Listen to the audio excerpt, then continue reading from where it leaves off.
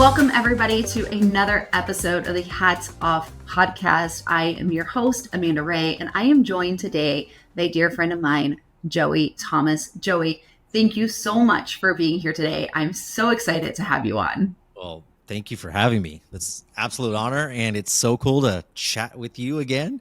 We've done a few of these, haven't we? We have. We did so much education together back in, I don't know, what was that, 2019?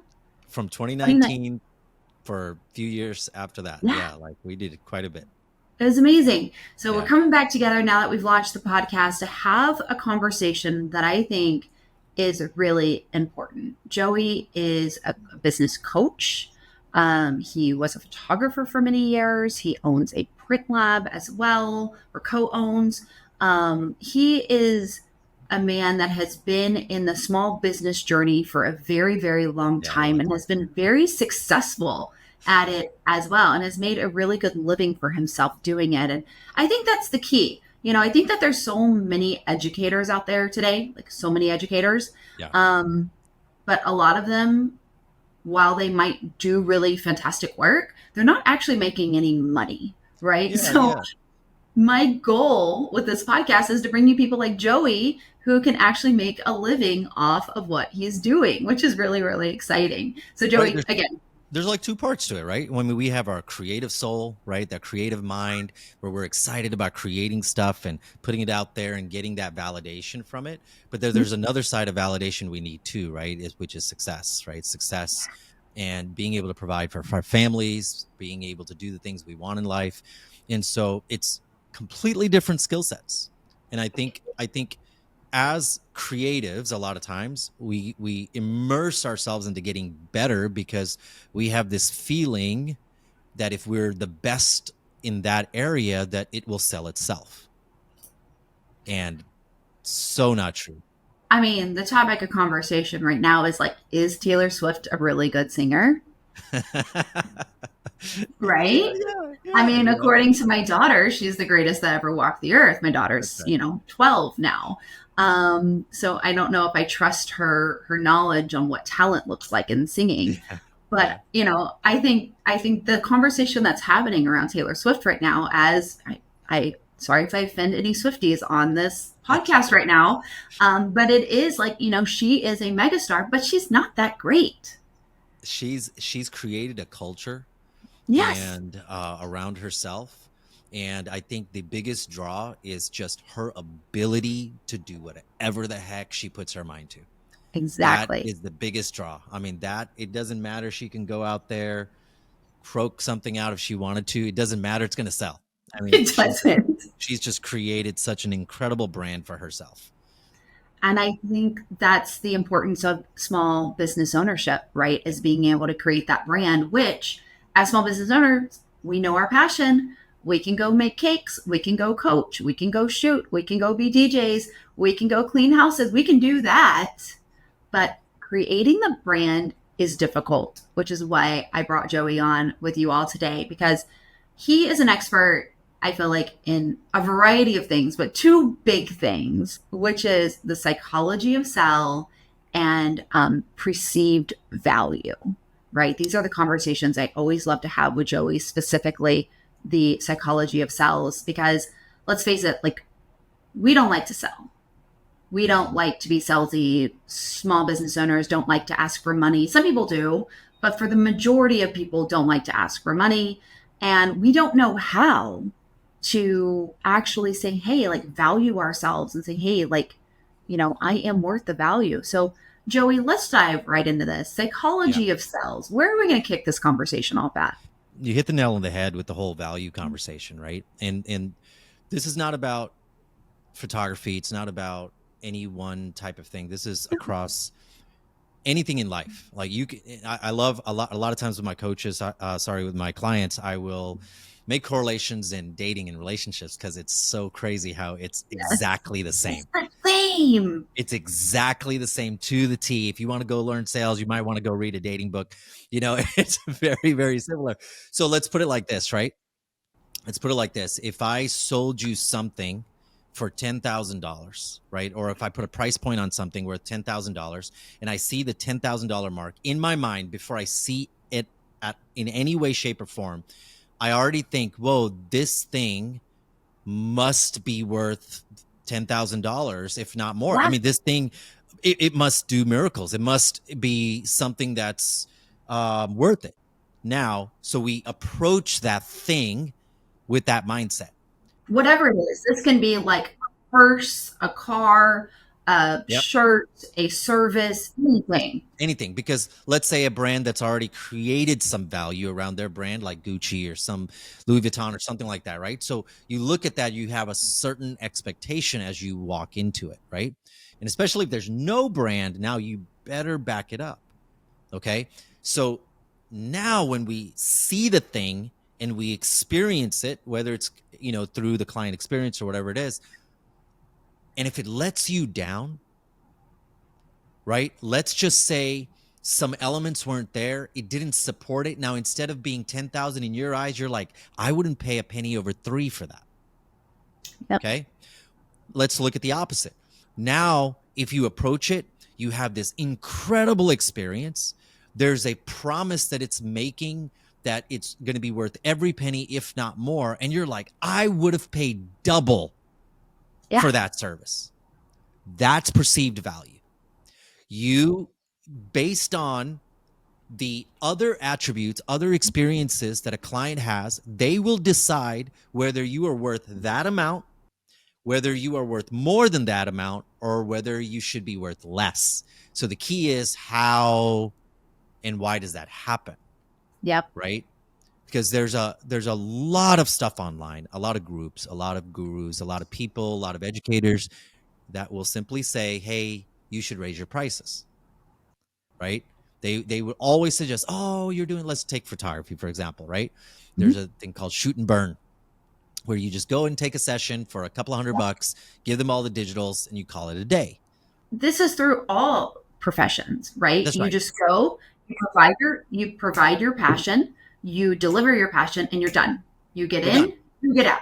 You're done. You're done. There's Right? nothing more to it. It's the basic thing, in and out. You're going to have hundreds of clients in order to make a living, right? Now, sure, is that where we want to be?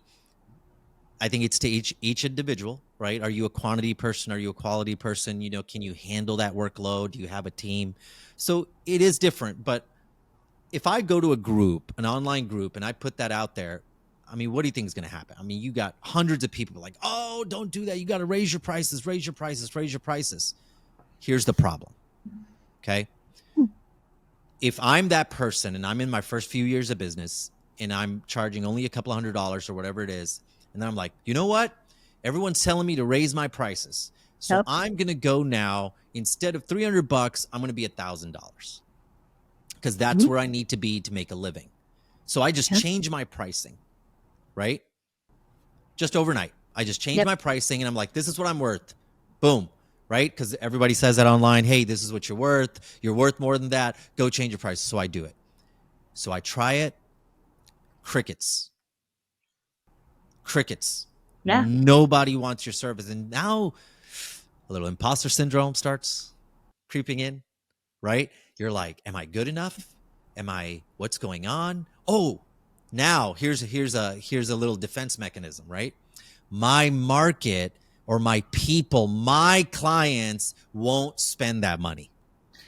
Yes. So it's so funny because every time I hear this, and I think I've said this on this podcast before, every time I hear my market won't support that, my people, like, unless you're charging $1 billion or $1 million, right? Like, unless you're charging something ridiculously outrageous, and you're trying to sell unicorns, okay? I can typically tell how long they've been in business for or how many clients they've actually had in their life. Because usually for me, I call it business maturity, right? So I feel like they're very young in their business maturity journey, right?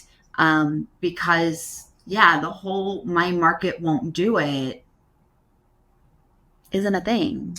Yeah, and it's a way to protect your own ego. Sure. Right? And so we believe it. We believe these statements. My market can't handle it. Oh, people just don't buy that here. So let's say they're in a small little country town of 10,000 people. Yeah. And I asked them, I said, how many pickup trucks are you seeing that's worth $80,000 driving around all over the place. So clearly they value something and they're willing to spend the money for it. Yeah. Right. But here's why they do that. One, they want to be part of the club that owns that pickup truck. Okay. Because that's the cool kids are all doing it. Two, they're thinking about its value. What will it help me do? Right.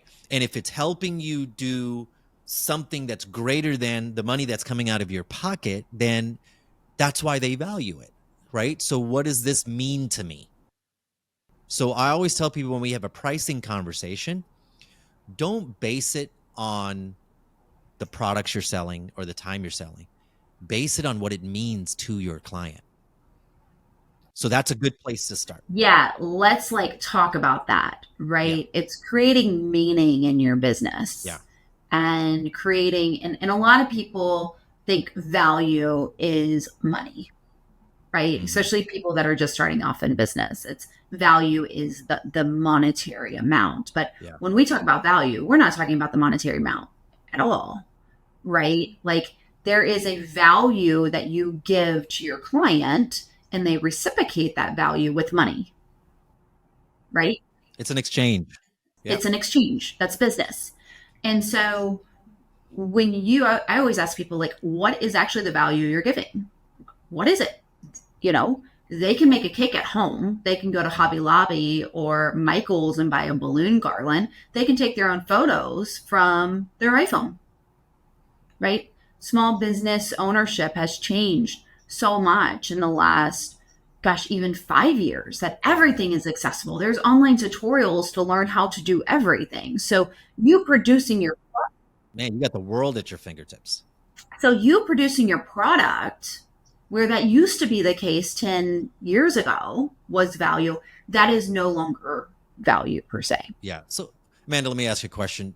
Yeah. Do you have the ability to sit at home and paint your own nails? I do not. I do not have the time nor the ability.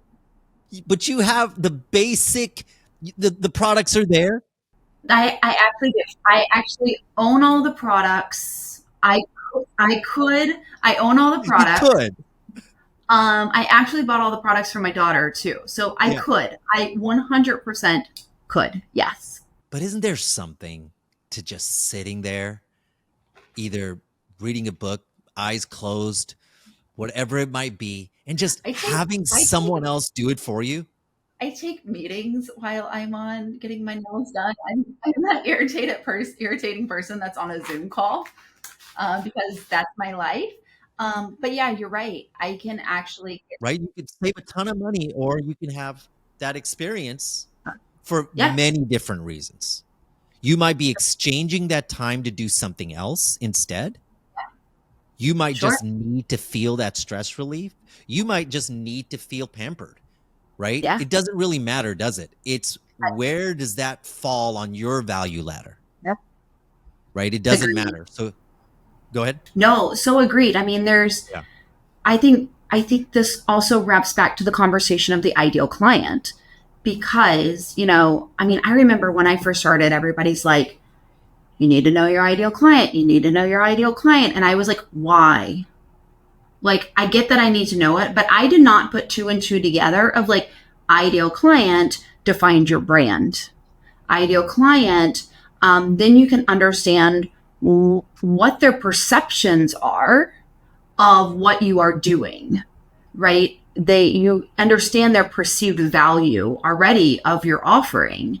And it's so important to understand your ideal client because if you don't, you can't connect with them and understand their values. That's right. There's a language to value, right? They're, And your ideal client is part of a subset of a market that speak a very particular language, right? yeah, So let me put this in perspective. Let's say I am going to a you know some remote area of the Amazon, right? yeah, Where they're still living in a very traditional way. Nobody speaks English. I come out there with the elixir to eternal youth in my pocket.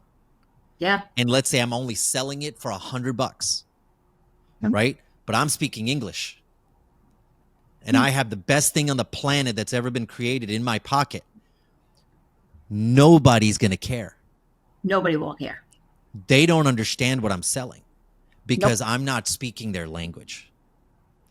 I love that because you're right in that, you know, to be able to use the words that they use, to be able to speak their language, to be able to identify with their thoughts, perceptions, emotions, Mm-hmm. that is all part of brand. All part of it. It's all a part of it because once we identify that person, we now know not only their value language, but there's a tone that we take. Are we going to be, jovial? Are we going to be serious? Are we going Yeah. to be funny? Are we going to talk about cats and coffee? What connects to this audience? And when we don't know that audience, we're kind of just throwing stuff. And we've seen it. We've done some website reviews together, Amanda, Yeah, we have. and, Those and are we've fun. yeah, and we've seen it in those about me pages where people are Yeah. just like spewing facts about themselves, and there is no connection to why these things matter and how I'm going to ultimately help you with this. Do you remember, like, I mean, this was probably 2015, 2016. The about pages were like, it had your state on it and it had like your favorite. It was this huge trend that came out. It was like your favorite song, your Oh, favorite people food, your still they're favorite. still doing it. Right, Nobody really? People who haven't updated since that time. Oh, okay, if you are doing that on your about page, get it off right Yeah. now. And I did it. I did it on my about Yeah. page because it was like the trend, and I look back on that and I'm like, oh my gosh, Yeah. we had no clue what we were doing with that and connecting, truly connecting, Mm-hmm. and with the value proposition, and yeah, it that time frame still baffles me Yeah. that So we thought that was good ideas. yeah, I know. And I trust me, I go through with clients right now, break down the website, and it is such an area that needs so much help and so much understanding, It does. still today, because it is the first salesperson that's Mm-hmm. out there. And Yep. I always say that whatever we do, right? Whether it's in the client journey, whether it's just a phone call, whether it's a website, Yeah. have a purpose and a journey for your client to move them from curious to client, right? Curious to customer. And you have to, and that's, it takes certain steps. And sometimes we forget that that's the purpose of this call or the purpose of our website. Yes. Okay. So I do this. So when I work with people on getting their process set up, and they're like, "Here's all these emails, and this is my workflow," and I'm like, "What's the purpose of this email? Like, what is the CTA? What, like, how do we know that they need to go to the next step?" And they're like, "I don't Yeah. know." And I'm like, "But hold on, what is the purpose?" And they're like, "Well, I need to give them this information." I'm like, "Okay, let's combine this. Let's have a true CTA. You can't just Yeah. send an email to somebody without a CTA." And it's the Yeah. same thing with website, any of it. CTA, call to action. It is the step that you want them to do with that piece of communication.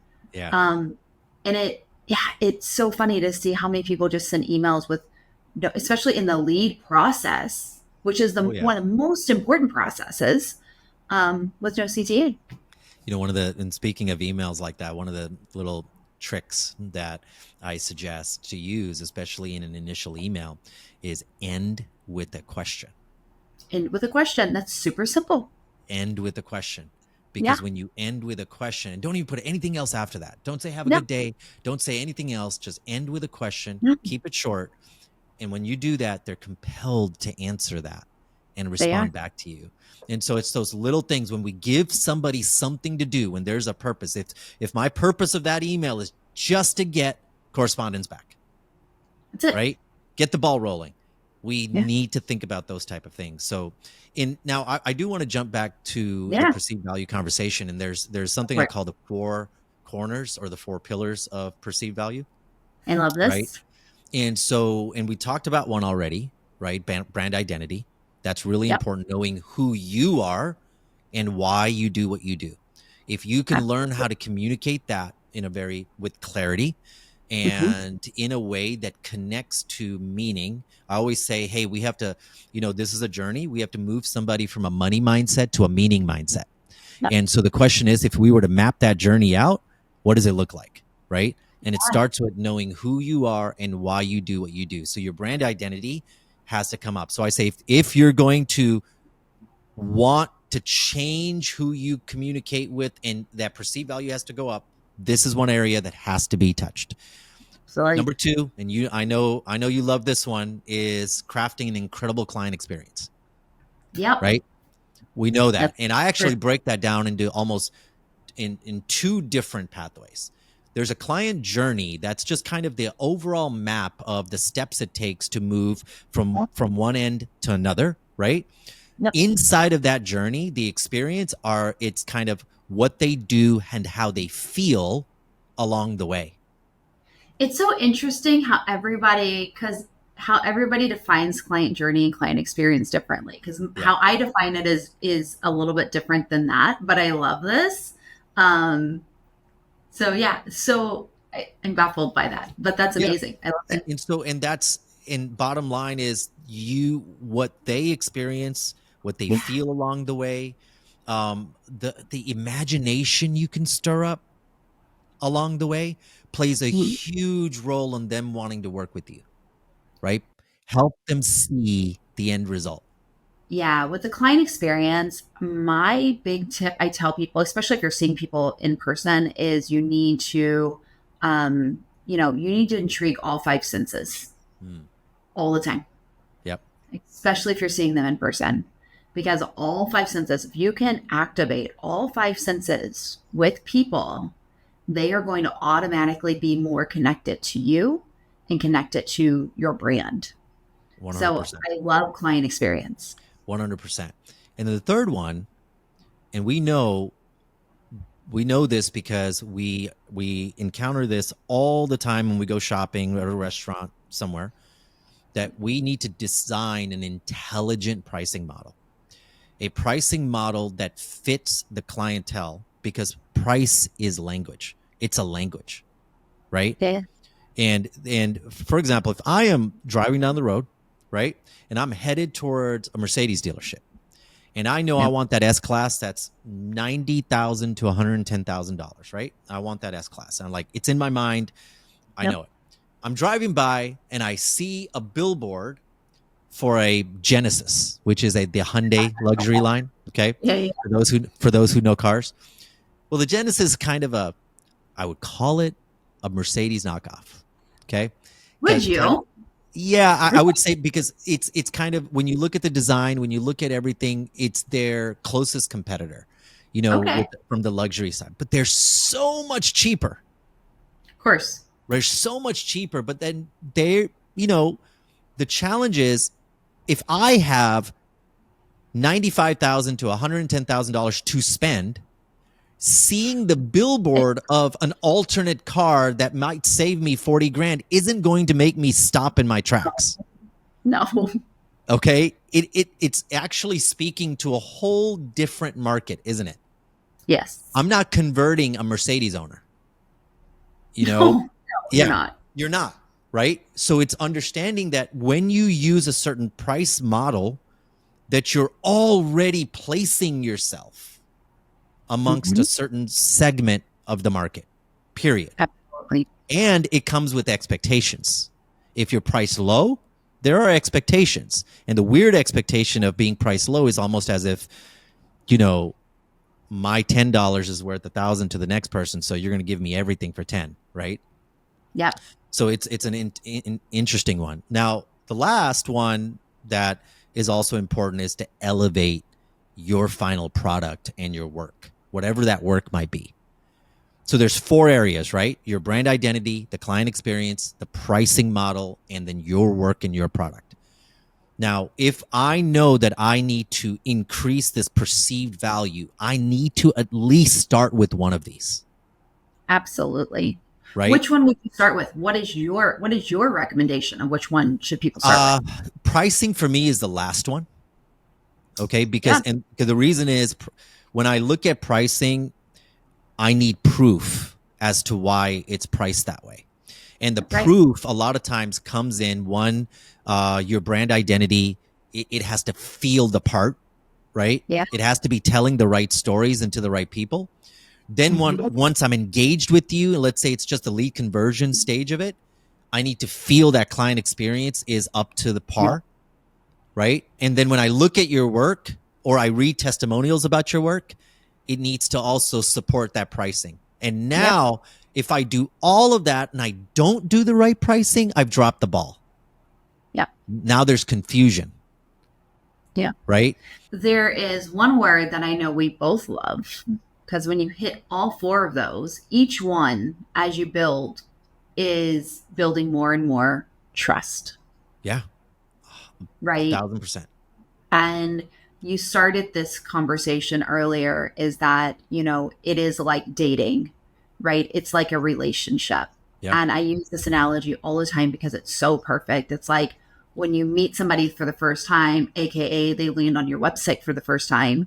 Are you going to ask them to marry you? AKA, are you going to ask them to buy right then? yeah, Right. Um, but I love these four pillars because let's call them a pillar of strength or a pillar of trust, hmm, right? If you were to look at each of those four pillars in your business right now, and let's say our pillar is 1 foot tall, think about how well you're doing on that. Are you 10% there, 15% that's right. there, 100% there? Because that is how much brand trust your business has. So if you're only 10% there on each pillar, 400%, you can see what you need to do to improve your business very quickly and to improve brand authority, which is another conversation I know you love as Yeah. well. I love brand authority as well. And it is truly, I think, one of the most important things you can do for your business is to create trust, which then creates brand authority. Yeah, so let's say I did a great job with the brand identity. It looks great, feels great, the client experience is Yeah. good, the work and product is good. So let me paint a picture for you, okay? So you're going out and dressed to the nines, right? And you go to this new restaurant in town. Beautiful. They valet park your car.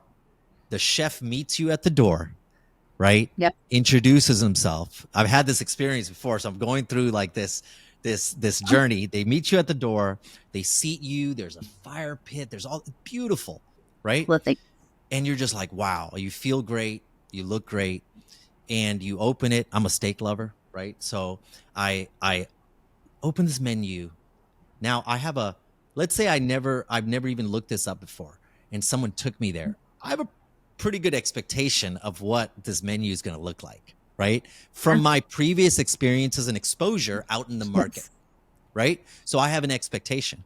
So I open it up and here we are, A5 Wagyu, right? Or prime ribeye, right? Whatever it is. And I open it up and that prime ribeye is $12. Wait a minute. Wait a minute. Something's off. Something's off. And I look at the menu and it's all like that. Like, wait a minute. I've had all of this other experience. I've had everything. Now, here's the problem. It's turned my mind into doubt. That trust is gone. I'm doubting now. I'm actually going to now find reasons to complain if my food wasn't perfect. It's amazing how our brain just goes there. It does. Like nobody does this. I mean, your brain doesn't switch like that, like purposefully. I would No. say it just happens, We're right? conditioned, right? We're conditioned in Exactly. everything in life and what we've seen already. Yeah. Every one of our clients already have experience with what is Mhm. value and what's not. We don't have to. And if a restaurant came out like that and said, "Hey," and this is what a lot of small businesses do, "Hey, you know what? For the first 6 months, we're going to sell our steaks at $12, and as our business grows, then we'll increase it to Then we'll 60." increase them. No. No. You can't No. do that. Nobody does that. You don't Yeah. see boutiques do that. You don't see Let's small say businesses. We do nobody that. does this successfully. Yeah, People no do one does it it. successfully. Yeah, Nobody does it successfully. It's yeah, really funny that you use this example because when I moved to Houston, which is a new city, right? The buildings are new and everything's clean, to LA, yeah, which is an older, not clean city, right? yeah. So in Houston, if you saw like this kind of older, not clean building, like you automatically wouldn't go there because you know it's not going to be good. The service is not going to be good. The food's not going to be good. It's like you just don't go there. So when I came to LA, I swear I didn't eat anywheres for like a year because I was like, that must not be good because Right. I was Yeah. not used to LA's older, um, look, not as clean, not as pristine, not as new commercialized look. It took me along, but that was the perceived value that I was already conditioned in. Yeah, and And it's in every part of our lives, Amanda. Every part of our everything, lives, right? everything. If you go And to so, a new part of LA and new some part of LA, strange people are walking by your car, don't you check to see if it's locked? yeah, Yeah. But yeah, you have you to. might be in a small town somewhere, right, where you grew up, you don't have that feeling. We You don't have have to. this innate ability to compare Yep, experiences, and there's a certain expectation that already exists, and we, yep, unfortunately, small businesses, right. because we are now competing on price, it's we're missing out on that, or we're missing the point that people are already conditioned. Let's give them what they Yeah, want, exactly. It's so and crazy. yeah. Yeah.